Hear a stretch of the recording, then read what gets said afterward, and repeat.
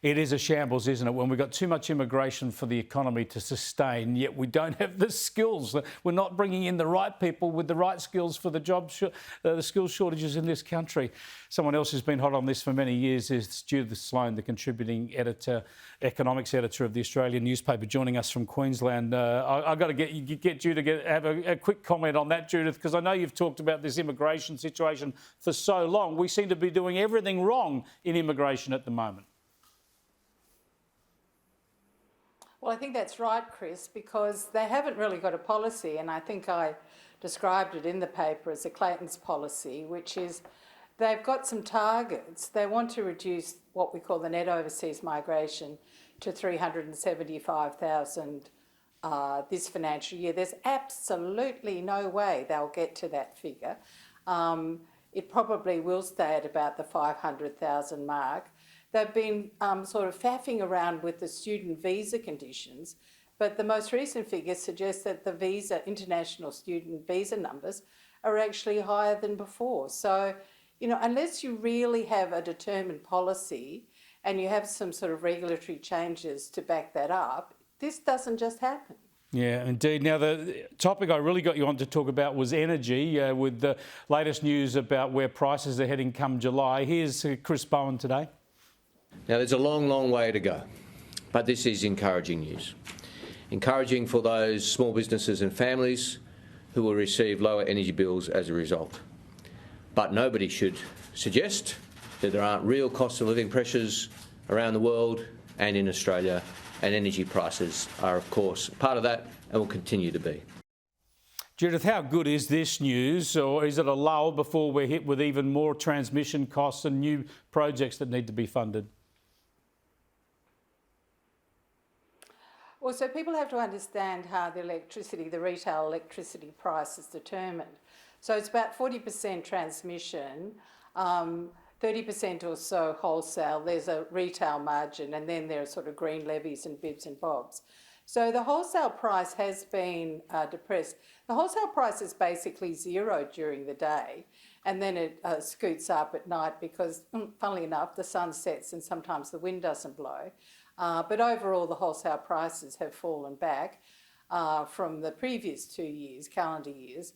But the transmission costs are the ones to watch because they are 40% of the bill. So at the moment, it's pretty slow, the build out. But these regulated assets carry a guaranteed rate of return. So the more you have in the way of an asset base, the higher the costs, and they then pass on to consumer prices. And that's something to really watch because, you know, he's got, I don't know what it is, 10,000 kilometres of additional transmission lines, 28,000 over a longer term. They will ultimately feed into higher electricity prices. So I think he's probably smoking something if he really thinks that retail electricity prices are coming down. And let me just put this point, and you know this, Chris. If you go to countries around the world or regions of countries around the world, the higher the rate, the higher penetration rate of renewables, the higher are the prices. Because there has to be an overbuild, there has to be expensive backup for the intermittencies. So, you know, really think it's about time for a bit more realism when it comes to this debate. And that means getting rid of the ban on nuclear, not necessarily building nuclear, but at least being open to the possibility because it might help. I thought his rationale for not getting rid of the ban was hilarious, which was to say, oh, we wouldn't want to get rid of the ban because those investors might be looking for government money. Excuse me, I mean, there's one estimate that puts the annual subsidy to the renewable energy sector at $16 billion per year. We've got green energy, which is really a fairy story. That's another several $billion, including $500 million from Malinauskas, which is nuts. Oh yeah, that's the green hydro. Yeah. An industry which is green hydrogen, yep. A complete fairy story. And he's saying, oh no, we can't lift the ban on renewable because there's government money required. Look, I say lift the ban and just see how it goes. You see, 4 or 5 years ago, I wouldn't have been so positive about nuclear. But he's just not getting with the program. This is shifting around the world dramatically. And I thought we used to, pray at the altar of the COP conference every year. Yeah. So the COP conference at the end of last year in the UAE. Yeah, they're tripling nuclear. Yeah.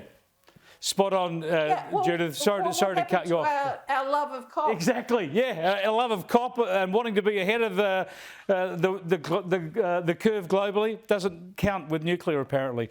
Thanks very much, Judith Sloan, there, economics editor of the Australian. You can read her in the Australian.